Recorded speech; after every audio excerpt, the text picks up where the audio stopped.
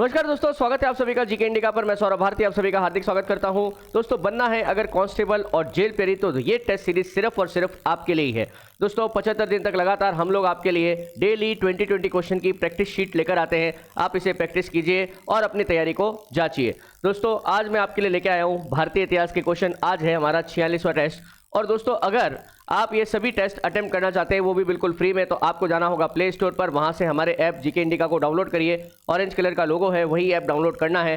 Quiz section में जाना है और क्विज सेक्शन में आपको ढेरों बहुत सारे आपको करंट अफेयर्स और इसके मटेरियल मिलेंगे। पहला क्वेश्चन ले रहा हूं दोस्तों, रामकृष्ण मिशन का मुख्यालय कहाँ स्थित है? दोस्तों, रामकृष्ण मिशन जिसकी स्थापना 1897 ईस्वी में किसने की थी? स्वामी विवेकानंद जी ने की थी, है ना।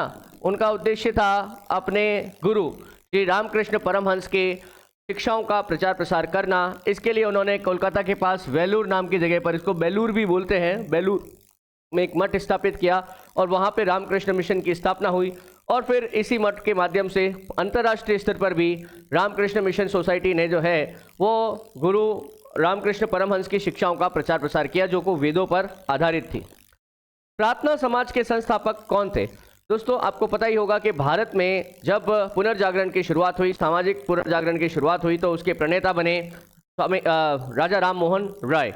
राजा राम मोहन राय के एक शिष्य थे केशव चंद्र सेन, और केशव चंद्र सेन महाराष्ट्र गए और महाराष्ट्र में उनसे प्रेरणा लेते हुए आत्माराम पांडुरंग ने लगभग 1856 में प्रार्थना समाज की स्थापना करी। दोस्तों, प्रार्थना समाज में महाराष्ट्र के अंदर महिला विधवाओं का पुनर्विवाह, महिला की शिक्षा, इन सब के ऊपर काम किया। नेक्स्ट देखिए, ब्रह्म समाज का प्रारंभिक नाम क्या था? दोस्तों, ब्रह्म समाज के संस्थापक डॉक्टर राजा राम मोहन राय थे। और ब्रह्म समाज जब स्थापित हुआ, है ना, 1815 में, उससे पहले 1828 में स्थापित हुआ। उससे पहले इसका नाम था आत्मीय सभा। इससे पहले इसका नाम क्या था? आत्मीय सभा, है ना। उसके बाद 1828 में इसका नाम क्या हो गया? इसका नाम ब्रह्म समाज हो गया, है ना। तो पहले इसका नाम क्या था? आत्मीय सभा था। नेक्स्ट देखिए, किसने नारा दिया मानव के लिए एक धर्म, एक जाति और एक ईश्वर? दोस्तों, दक्षिण भारत से बड़े संत आते थे, श्री नारायण गुरु। उन्होंने जाति प्रथा पर कुठाराघात किया और उन्होंने कहा कि मानव के लिए एक धर्म, एक जाति और एक ईश्वर होना चाहिए। धर्म, जाति और संप्रदाय के आधार पर आप अलग अलग हिस्सों में बटे हुए हैं, ये नहीं होना चाहिए। फिर देखिए, वर्ष 1910 में सतारा में बहुजन समाज की स्थापना किसने की थी? दोस्तों, सतारा में बहुजन समाज की स्थापना की थी श्री मुकुंदराव पाटिल ने। ये बहुजन समाज जो है दोस्तों, ये शब्द बहुत पहले से प्रयोग किया जा रहा है। भारत के अंदर जो लोग सामाजिक रूप से पिछड़े हुए थे, उन्हें एक करने के लिए, एकता के सूत्र में पिरोने के लिए ये स्थापना की गई थी। बिरसा मुंडा किस राज्य से? दोस्तों, बिरसा मुंडा, महान क्रांतिकारी बिरसा मुंडा, जिनका संबंध था झारखंड राज्य से। इन्होंने 1890 के दशक में झारखंड वाला जो प्रदेश है, छोटा नागपुर का पठार, वहां पे एक बहुत बड़ी क्रांति खड़ी कर दी थी।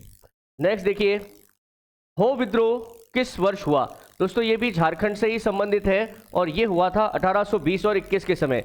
अंग्रेजों ने क्या किया था, जो जंगल थे, जंगलों का भी बंटवारा शुरू कर दिया और आदिवासियों को जंगल के एक कोने में धकेल दिया और उनसे कहा गया कि जंगल के बाकी कोने जो हैं अंग्रेजों के लिए सुरक्षित रहेंगे, यहाँ से आप लकड़ी काटना और दूसरी सामग्री इकट्ठा नहीं कर सकते। इसके खिलाफ ये विद्रोह आदिवासियों ने किया था। कौन सी घटना महाराष्ट्र में घटित हुई थी? दोस्तों, एग्जैक्टली महाराष्ट्र में, महाराष्ट्र के कुछ हिस्से जो तेलंगाना और आंध्र प्रदेश को आज में टच करते हैं ना, वहां पे हुआ था रंपा विद्रोह। कौन सा विद्रोह? रंपा। टेक्निकली तो ये गोदावरी जिला आंध्र प्रदेश का है, वहां पर हुआ था, बट इसके जो रंपा विद्रोह के विद्रोही थे, इनका फैलाव महाराष्ट्र तक था। वायकोम सत्याग्रह कहां चलाया गया? दोस्तों, वायकोम सत्याग्रह चलाया गया था जाति प्रथा प्लस दलितों के अधिकारों के विरुद्ध। कहां पर? केरल में चलाया गया था। नेक्स्ट देखिए, 1899 1900 के मुंडा क्रांति के नेता कौन थे? दोस्तों, ये तो नाम हम भूल नहीं सकते, महान क्रांतिकारी बिरसा मुंडा, जिन्होंने मुंडा क्रांति की शुरुआत की थी, है ना। आगे क्वेश्चन और आएगा, वो भी करते हैं। मुंडाओं ने विद्रोह कब खड़ा किया? दोस्तों, 1895 से लेके 1899 जब तक बिरसा मुंडा की गिरफ्तारी हुई, तब तक ये विद्रोह अपने चरम पर रहा था। नेक्स्ट देखिए, भील सेवा मंडल की स्थापना किसने की थी? दोस्तों, तो अमृतलाल विठल दास, इन्होंने, अब वर्तमान तो गुजरात हो गया, उसमें बम्बई प्रांत था, है ना, वहां पर भील सेवा मंडल की स्थापना की थी। आधुनिक युग का मनु किसे कहा जाता है? दोस्तों मनु, जिन्होंने मनुस्मृति लिखी है, उसमें बहुत सारे समाज के नियम और कानून लिखे गए थे। और वर्तमान भारत का जो संविधान है उसके जो आर्किटेक्ट है वो बाबा साहब भीमराव अंबेडकर हैं, इसीलिए इन्हें आधुनिक युग का क्या कहा जाता है? मनु कहा जाता है। निम्नलिखित में से किसकी स्थापना ज्योतिबा फूले ने की थी? दोस्तों महान समाज सुधारक श्री ज्योतिबा फूले, इन्होंने स्थापित किया था सत्यशोधक समाज। दोस्तों ज्योतिबा फूले भी जो है महाराष्ट्र से आते थे। इनकी पत्नी सावित्रीबाई फूले, उन्होंने महिला शिक्षा, कन्या शिक्षा, है ना, इन्होंने विधवा पुनर्विवाह, इनके ऊपर बहुत काम किया दोस्तों। खास करके इनका ये कहना था शिक्षा सभी के लिए उपलब्ध हो, शिक्षा पर किसी एक विशेष वर्ग का अधिकार नहीं होना चाहिए। शिक्षा चाहे वो किसी भी जाति, धर्म और समुदाय से आता हो, उन सभी को शिक्षा मिलनी चाहिए। मोपला विद्रोह का सबसे बड़ा नेता कौन था? दोस्तों मोपला मुस्लिम्स जो हैं ये केरल के मलाबार तट के साथ में रहते हैं, है ना, और मोस्टली जो है मोपला जो है वो एक सामान्य मजदूर वगैरह थे और इन्होंने वहाँ के जो हिंदू जमींदार थे उनके खिलाफ विद्रोह कर दिया था 1921 में। और मुदलियार या मुसलियार जो है ये इनके नेता थे। गुजरात के बारदोली सत्याग्रह का नेतृत्व 1928 में किसने किया था? तो दोस्तों ये होल एंड सोल ये नेतृत्व किसने किया था? सरदार वल्लभ भाई पटेल ने किया था। बारदोली के अंदर कई समस्याएं थी, जैसे डकैतों की समस्या थी या गांव में एकजुटता की कमी थी, है ना। इन सभी के कारण सरदार पटेल वहां पर गए, उन्हें एक कोऑपरेटिव यानी कि सहकारी संस्था बनाने का सुझाव दिया। डकैतों से रक्षा के लिए रात में जो युवा लड़के, जवान लड़के हैं, उनको सुरक्षा और पहरेदारी का जिम्मा दिया। इन सब के कारण बहुत जल्द, कम समय में ही वहाँ की समस्याएं ठीक हो गई, इसलिए वहाँ की महिलाओं ने इन्हें सरदार की उपाधि दी थी। याद रखिएगा, बारदोली सत्याग्रह के बाद ही वल्लभ भाई पटेल को किसकी उपाधि मिली थी? सरदार की। खैरवार आदिवासी आंदोलन किस वर्ष प्रारंभ हुआ? दोस्तों खैरवासी आदिवासी आंदोलन जो है ये 1874 ईस्वी के अंदर, ये भी आप देखिए मध्य भारत का ये एक आदिवासी आंदोलन है। नेक्स्ट देखिए, मोपला आंदोलन 1921 में कहाँ हुआ था? अभी हमारी बात हुई मोपला आंदोलन, जिसके नेता थे मुदलियार या मुसलियार, ये केरल के मालाबार तट पर शुरू हुआ था। तो बिल्कुल मालाबार यहाँ लिखा हुआ है, तो केरल के तट को मालाबार ही कहते हैं। गांधी जी का चंपारण सत्याग्रह किससे जुड़ा हुआ था? दोस्तों गांधी जी का सक्रिय राजनीति में भारत में जो पहला सत्याग्रह था वो 1917 का चंपारण सत्याग्रह था। और ये चंपारण सत्याग्रह गांधी जी ने किया था 3 कठिया खेती के खिलाफ।